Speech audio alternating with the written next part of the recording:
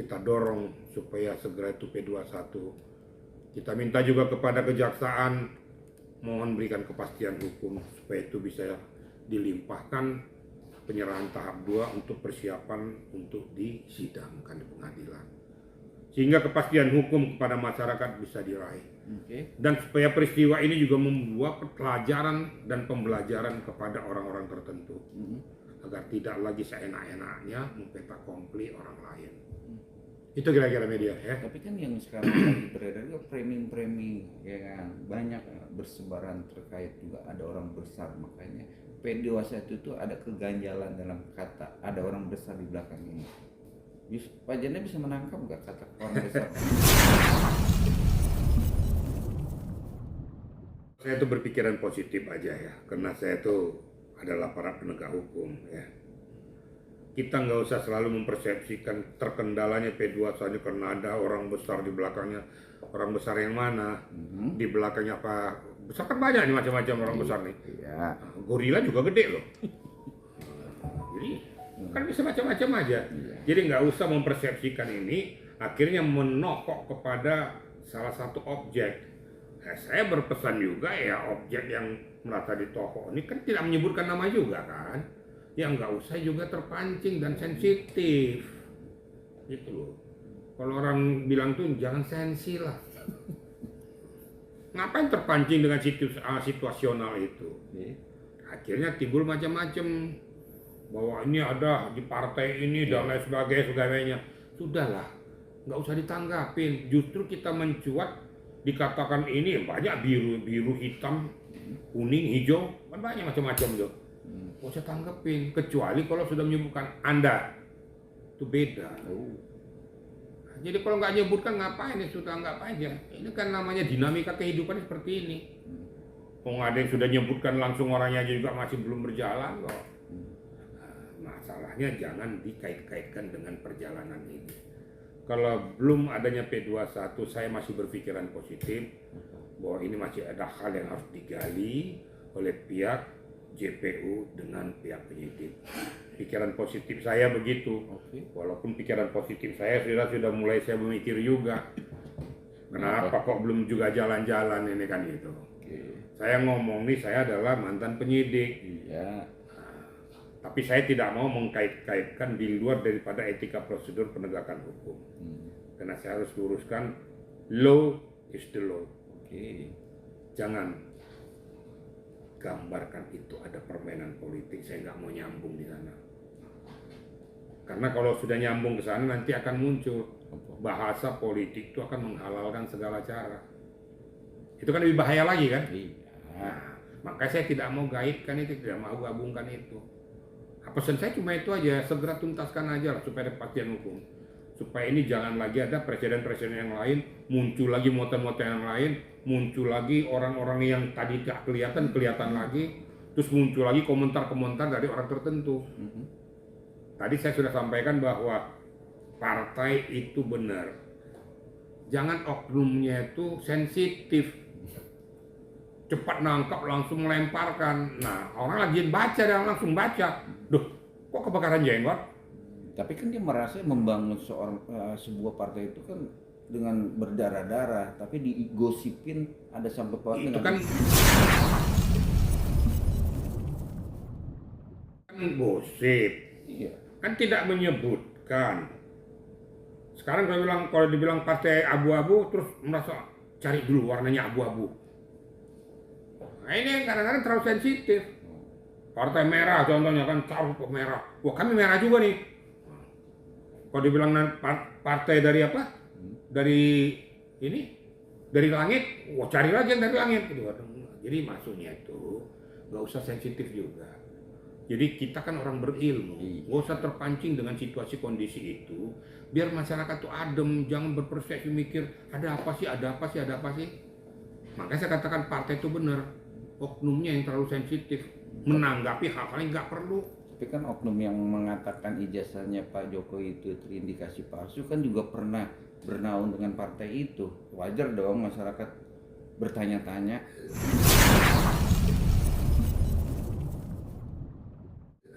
Saya tidak mau menyebutkan pernah bernaung di mana, bernaung di sawung. Saya nggak mau terarah atau tergiring dengan media yang mengatakan pernah bernaung di mana. Aku nggak mau masuk ke sana.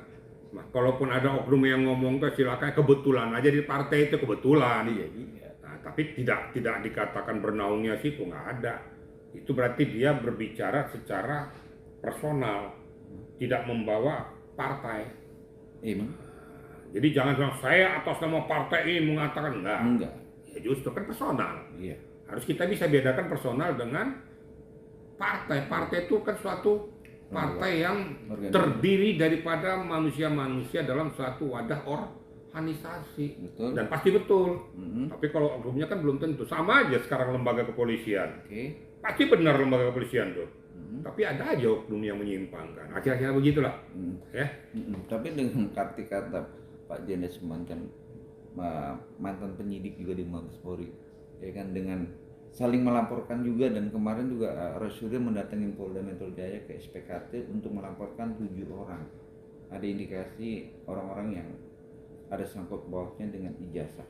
Sampai kapan Pak Jenderal ini akan clear? Nantilah. Memang ya setiap warga negara itu mempunyai hak untuk melaporkan apa yang dia rasakan, apa yang dia alami. Nah, tapi apa yang dia rasakan, apa yang dia alami benar atau tidak, atau direkayasa, atau dibuat-buat, atau tidak memenuhi unsur yang diharapkan bisa masuk untuk dalam LP. Karena dalam melaporkan itu belum tentu semua diterima dalam LP. Kalau tidak ada muatannya pasti paling-paling itu dumas, gitu loh. Ya biasa aja lah, Roy Suryo kan biasa lah. Siapa yang nggak kenal Roy Suryo kan? Nah, dia cari lagi muatan yang lain, melaporkan itu, ya silakan saja, itu kan hakmu. Ya, tapi kan punya hak dalam proses yang sudah jadi tersangka, ada dicekal. Apakah itu sunan indikasi mengulur-ulur waktu untuk bisa ada penahanan atau gimana? Saya nggak mau mengatakan itu ngulur-ngulur waktu, tapi itu ya sudahlah, itu urusan dia lah, mau melaporkan mau kagak, belum tentu juga diterima di sana kok, kan gitu. Tapi yang sekarang menjadi status dia sebagai tersangka seperti kayak gini, itu yang perlu jadi pertanyaan. Kalau menurut hemat saya, kalau masih juga ngomong segala macam, karena itu muatan daripada pidana yang disangkakan pada sudah cukup kuat, ya daripada bikin gaduh, ya sudah tahan aja lah.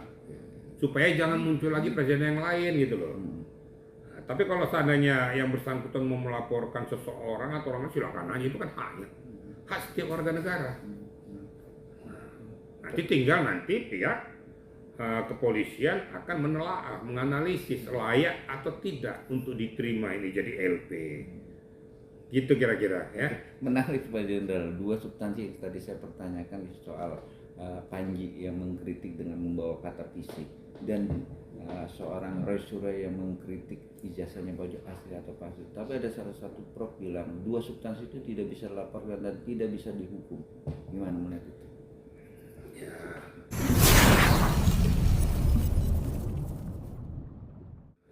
Gimana saya jawab itu ya, tidak bisa dilaporkan. Fakta hukum sudah jelas kan. Saya nggak mau bertanya itu profesor mana, belajar di mana, saya juga nggak paham. Saya juga bertanya begitu. Nah, mungkin dia belajarnya mungkin di Siberia kali. Tapi kalau dia belajar hukum di Indonesia, dia harus tahu bahwa tatanan hukum itu sudah jelas. Saya juga nggak ngerti. Ya. Kok bisa dia mengeluarkan itu atas nama pribadi atau atas nama lembaga hukum? Apakah sebegitunya ilmu hukumnya? Kalau saya bertanya dan Anda bertanya, ya tanya aja yang bersangkutan, atas dasar apa Anda mengatakan itu, terus belajarnya di mana, gitu loh. Itu aja. Saya kan nggak mau pusing-pusing orang tuh, oh ini nggak bisa di ini, nggak bisa di ini, ya itu menurutmu. Tapi kan gelar itu kan juga formalitas untuk masyarakat. Nah makanya kan pernah saya katakan, pergunakan gelarmu itu sesuai dengan kadar intelektualmu. Iya, pertanyaan masyarakat. Nanti orang akan berpikir, loh kok nggak sesuai dengan kadar intelektualmu tuh, kayak yang kau sandangkan gelar itu. Berarti gelar itu kau beli di mana? Atau kau belajar dapatkan gelar itu? Karena di dalam gelar yang diberikan kepada kamu berarti muatan daripada ilmu dari gelar itu pasti kau tahu. Kalau kau sudah simpangkan itu keilmuanmu tuh, berarti perlu dipertanyakan kapasitas dan kapabilitasmu. Masyarakat cerdas melihat itu. Oh ini yang ngomong nih berarti nih, ya mohon maaf ini sarjana abal-abal ini. Atau boleh dikatakan ini profesor abal-abal juga, nggak jelas juga nih. Kalau profesor yang benar tuh dia mempertahankan ilmunya. Bahkan dia memberikan muatan-muatan dan masukan. Saya pernah mengatakan saya ya kagum ya orang yang tidak banyak ngomong tuh ya Profesor Indrianto Senohaji tuh. Dia punya kapasitas ilmu, sering ketemu dengan saya ya. Membedah ilmu juga pernah dengan saya waktu saya Karoban. Tapi orangnya full, tapi ilmunya hebat. Profesor Romli, Profesor Markus, ya. Karena semuanya kan sering ketemu dengan saya tuh ya. Itu mempunyai muatan-muatan ilmu yang sangat luar biasa. Ya. Tapi mereka itu menggunakan keilmunya itu untuk memberikan masukan kepada masyarakat. Satu contohnya ya, yang sekarang lagi booming ini penerapan daripada KUHP dan KUHAP. Itu seorang profesor Hedi Haryas itu. Seorang profesor muda tapi ilmu hukumnya luar biasa. Dia sampai muncul di TikTok membedah kasus itu, memberikan masukan dan muatan kepada masyarakat. Sehingga orang awam pun akan tahu, oh begini ilmu hukum itu seperti ini rupanya. Itu baru profesor. Jadi kalau dia jadi Wamenkum itu layak. Jangankan tuh jadi menteri pun layak dia. Karena memang otaknya cerdas kok. Padahal generasi muda loh tuh. Harusnya begitu gitu loh. Jangan disandang profesor tapi nggak jelas. Kan gitu. Tapi dengan adanya KUHAP yang terbaru diresmikan kalau nggak salah tanggal 2 kemarin. 2 Januari. 2 Januari dengan beberapa penambahan dari KUHAP yang lama. Pak Janda melihatnya gimana tuh? Dari kata ada penahanan, ada kata perdamaian, nggak ngerti deh. Secara substansi. Saya setuju. Oke. Jadi istilah satu ya, muatan ini juga memberikan gambaran kepada kita. Ini sebenarnya kalau kita mau lihat isi daripada KUHP nih, ini adalah cerminan daripada budaya bangsa Indonesia. Kenapa saya katakan di situ? Contoh, apakah kalau sudah ada perselisihan sengketa pidana antara seseorang dengan orang lain harus diselesaikan di meja pengadilan? Ternyata ada restoratif justice, bisa diselesaikan dan penyidikan bisa dihentikan sepanjang, karena ada lagi, sepanjang tidak merugikan pihak ketiga atau pihak lain yang tidak setuju dengan restoratif justice itu. Itu dia pertanyaan. Kalau seandainya ada yang tidak setuju itu susah, ya, yang keberatan gitu. Tapi kalau seandainya kedua antar pihak itu bisa melakukan, kenapa tidak? Kan gitu. Restoratif justice didahulukan. Agar apa? Kan terlalu banyak peristiwa-peristiwa pidana ini supaya mengurangi beban-beban daripada para penegak hukum juga. Betul. Nah, jadi itu kan salah satu etika budaya Indonesia juga yang saling memaaf. Kan saya bilang tadi kan ada sedikit menguat pada etika budaya kita. Betul. Nah, jadi itu salah satu indikator aja. Saya setuju banget dengan masalah KUHP dengan KUHP yang baru, karena itu harus selaras dan seimbang. Karena ada dari KUHP yang lama juga yang peninggalan zaman HIR nih, sudah ada yang tidak bisa dimanfaatkan lagi, contoh denda, ada yang denda 3.500 dan lain sebagainya kan. Itu kan tidak sesuai dengan perkembangan zaman. Kemudian zaman teknologi kan harus dimasukkan juga muatan-muatan pasal penerapan daripada pelanggaran teknologi, contohnya IT itu. Nah, sekarang kan itu kan undang-undang IT itu kan tuh undang-undang materi, tapi adakah dimuatkan di dalam KUHAP sebagai undang-undang formilnya? Kan nggak ada. Nah sekarang dimasukin sebagai alat bukti di pasal 184 kan jelas, yang tadinya 5 jadi 6. Nah inilah keselarasan antara KUHP dengan KUHAP, makanya diundangkan secara bersamaan. Namun yang jadi pokok masalah, undang-undang boleh dikeluarkan. Satu, yang kendala yang perlu dipikirkan, apabila tempus delictinya, peristiwanya sebelum ini diundangkan, dia menggunakan undang-undang yang mana. Makanya ada dikatakan di situ bahwa sejak undang-undang ini diundangkan tidak berlaku surut. Berarti dia mengundangkan masih undang-undang yang lama. Kenapa dipakai undang-undang yang baru, bisa terjadi kontradiktif. Kan gitu. Yang kedua, bukan undang-undangnya yang paling utama, yang mengawainya yang paling penting. apakah aparat penegak hukum itu sudah memahami, sudah mengetahui, sudah mengerti dan bisa mengaplikasikannya di lapangan harfiah daripada penerapan pasal yang ada di KUHP ataupun KUHP. Nah, itu dia. Ini perlu sosialisasi yang sangat mendalam. Oke. Nah, karena objek sasarannya itu masyarakat dan pencari keadilan. Salah dalam menerapkan karena dia tidak memahami, tidak mengerti, yang kasihan kan masyarakat mencari keadilan itu. Nah, makanya dari sini, mungkin dari kemarin-kemarin sudah dilakukan sosialisasi juga ya. Nah, dulu waktu saya berbicara dengan Profesor Edi, katakan dia sudah turun juga di Mabes Polri, mengadakan sosialisasi di tingkat Mabes Polri. Nah, sekarang Mabes Polri harus turun ke tingkat direktorat di Polda. Direktorat turun ke tingkat Polres, turun ke tingkat Polsek. Demikian juga di kejaksaan maupun di pengadilan maupun lawyers. Nah, sekarang lawyers tuh beli tuh buku itu.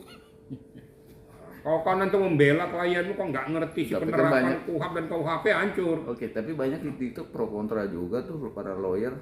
Masalah pro atau kontra itu urusan mereka. Iya. Tapi kau tetap manut dan tunduk kepada undang-undang yang sudah disahkan.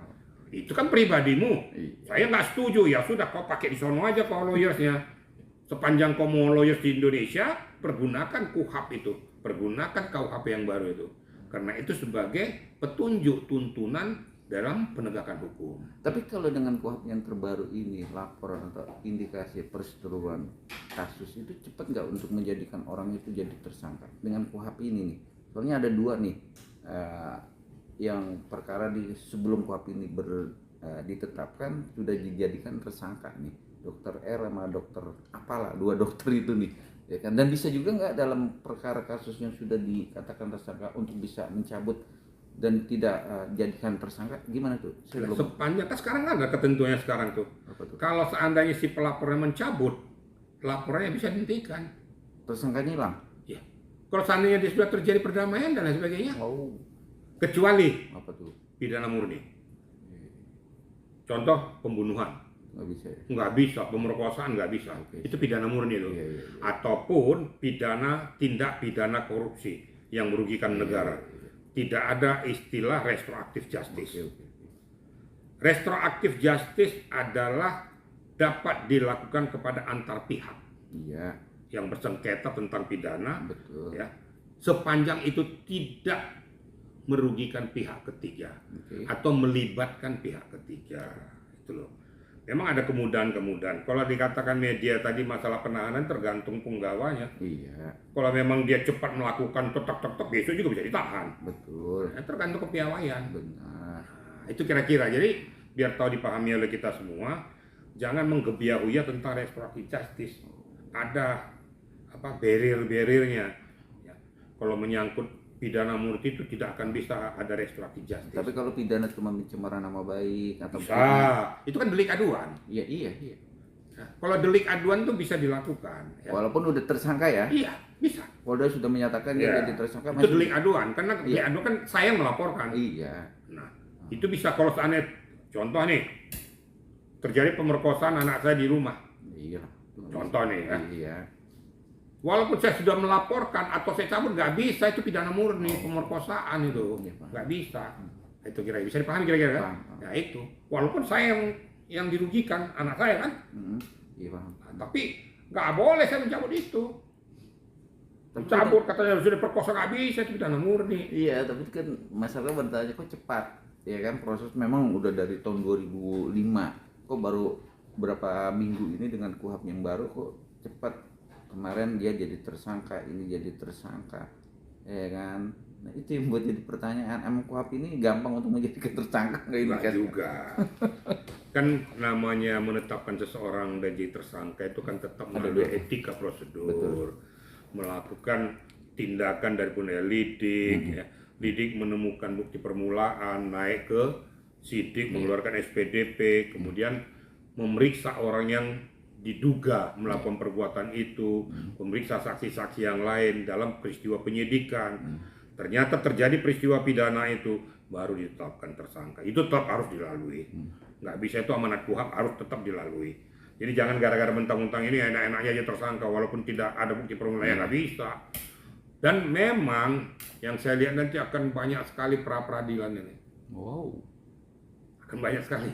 Ketidakterimaan dari tersangka. Banyak sekali, makanya diperlukan kepiawaian ya daripada aparat penyidik, aparat penegak hukum lah di dalam menangani supaya jangan terjadi hal tersebut. Makanya jangan main tabrak-tabrak aja. Nah, itu pertanyaan. Jangan main seenak-enaknya menetapkan tersangka. Nah, itu dia. Harus betul-betul rigid. Di dalam menemukan bukti permulaan, lakukan gelar perkara secara signifikan. Itu dia. Sehingga betul-betul oke. Kalau tidak, jangan lakukan itu. Tetap lidik, karena lidik itu tidak ada limitasinya. Betul. Sepanjang penyelidikan dilakukan, siapa tahu nanti menemukan novum dan lain sebagainya. Nah, kalau sudah benar dalam gelar perkara ini, naikkan ke sidik. Itu pun gelar lagi. Tapi kan dengan pasal yang dikenakan tuntutan atau pasal yang 5 tahun ke bawah, malah tidak dipenjara, teman hanya dapat. Bukan tidak dipenjara, tidak harus dipenjara. Iya. Tolong, ini juga bahasa itu harus diluruskan dulu. Oke. 5 tahun ke atas itu bisa penjara. Tapi kok sekarang itu kan tidak harus dipenjara dia. Iya. Mungkin ada pembinaan dan lain sebagainya. Itulah kemudahan-kemudahan daripada KUHP sekarang. Namun ada lex spesialis di dalam penerapan pidana-pidana tertentu tidak bisa dilakukan itu. Nggak bisa dilakukan tuh pembinaan dan lain sebagainya walaupun dia sudah kena sanksi di atas 5 tahun. Ya tidak harus ditahan juga. Jadi intinya dengan proses berjalannya KUHP yang baru tidak ada intervensi untuk menekan. Nggak ada. Ini kan sekarang gini kan undang-undang itu kan diciptakan kan untuk seluruh bangsa Indonesia.